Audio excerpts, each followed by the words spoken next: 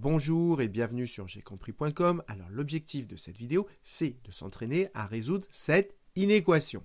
Donc maintenant, comme d'habitude, appuyez sur pause, essayez de faire tout seul cet exercice et on se retrouve juste après pour la correction. Donc allons-y, corrigeons cet exercice. Alors pour résoudre une inéquation, il y a deux techniques très classiques. Première technique, c'est d'essayer d'isoler l'inconnu, c'est-à-dire ici d'isoler x. Mais le problème, c'est que ici on a du x et du x carré, et donc là, ça ne va pas être possible d'isoler l'inconnu. Alors, deuxième méthode, c'est ce que je vous ai rappelé ici. Première étape, on s'arrange pour avoir 0 à droite. Donc nous, on va s'arranger pour se débarrasser du 4x carré. Et donc, qu'est-ce que ça nous donne? Ça fait donc 3x. On regroupe tout à gauche, moins 4x au carré, inférieur ou égal à 0. Ensuite, deuxième étape, on factorise la partie gauche. Alors, si vous n'êtes pas à l'aise, on va faire apparaître ce qui est sous-entendu. Donc 3x, rien de sous-entendu, mais dans 4x au carré, c'est sous-entendu x fois x, le tout inférieur ou égal à 0. Et là, vous voyez qu'on a deux blocs séparés par une soustraction. X apparaît une fois dans le premier bloc, deux fois dans le deuxième bloc. Donc, en commun entre les deux blocs, il y est une fois. Et donc, je l'entoure une fois dans chaque bloc. Donc, je vais pouvoir mettre le x que j'ai entouré en facteur commun. Donc, je l'écris ici. J'ouvre une parenthèse et je mets dans ma parenthèse ce que je n'ai pas entouré, c'est-à-dire 3 moins 4x. Le tout inférieur ou égal à 0. Donc voilà, j'ai fini de factoriser et donc je vais pouvoir passer à la prochaine étape et attaquer le tableau de signes. Donc ici, je mets x et ensuite là, je mets mon domaine de définition. Comme je suis sur R, ici, je mets moins l'infini plus l'infini. Ensuite, ici, je mets mon premier bloc, c'est-à-dire x, et là, je mets mon deuxième bloc, c'est-à-dire 3 moins 4x.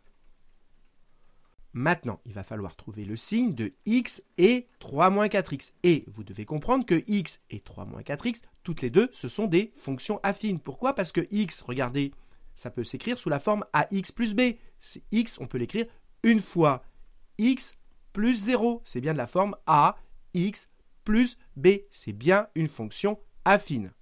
Et 3 moins 4x également. 3 moins 4x, on peut l'écrire sous la forme moins 4x plus 3, c'est exactement pareil, sauf que cette fois-ci, c'est de la forme ax plus b. Donc 3 moins 4x, il faut bien avoir en tête que c'est également une fonction affine.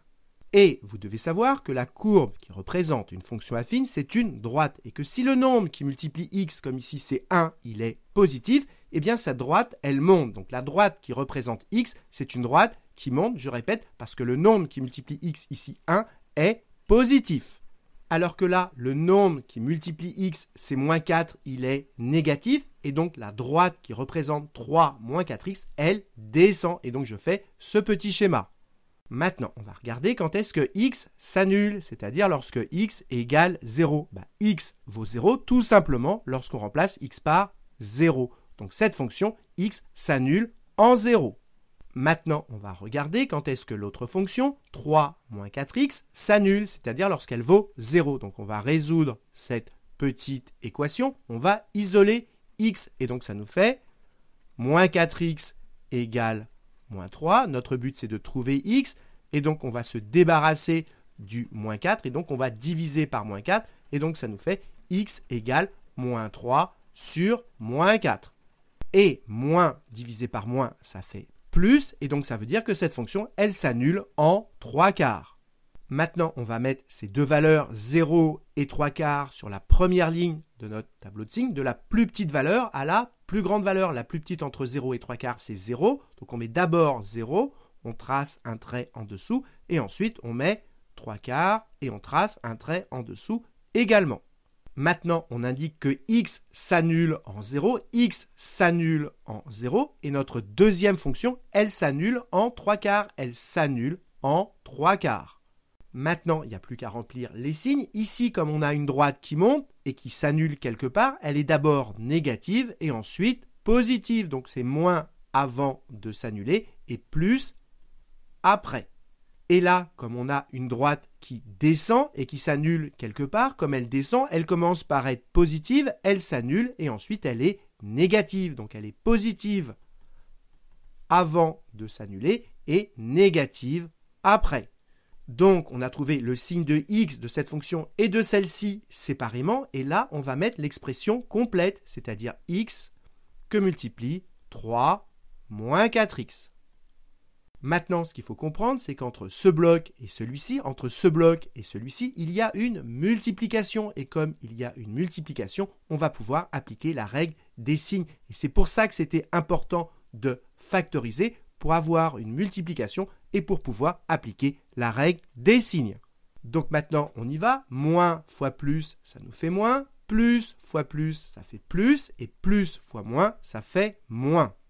Maintenant, ce qu'il faut comprendre, c'est qu'entre ces deux blocs, il y a une multiplication. Et donc, si celui-ci vaut 0, 0 fois n'importe quoi, ça fait au final 0. Et pareil ici, comme ces deux blocs se multiplient, quelque chose que multiplie 0, au final, ça nous fait 0. Voilà pourquoi ici, on a 2 zéros.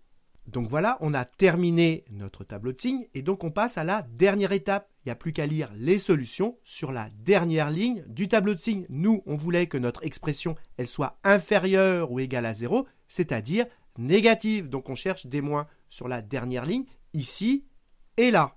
Et donc, quand est-ce que cette expression est négative? Quand on est dans cette zone ou dans cette zone. Et maintenant, il n'y a plus qu'à l'écrire. L'ensemble des solutions, grand S, c'est donc cet intervalle moins l'infini, 0. Attention, on veut que ce soit inférieur ou égal à 0. Ici, c'est égal à 0, donc le 0, on le prend.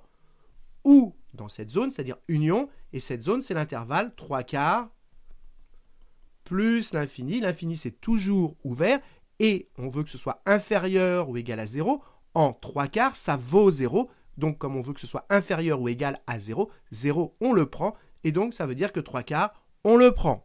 Donc voilà les solutions de cette inéquation. Donc j'espère que vous avez bien compris cet exercice et comme d'habitude, si vous avez apprécié cette vidéo, n'hésitez pas à la partager et à la liker.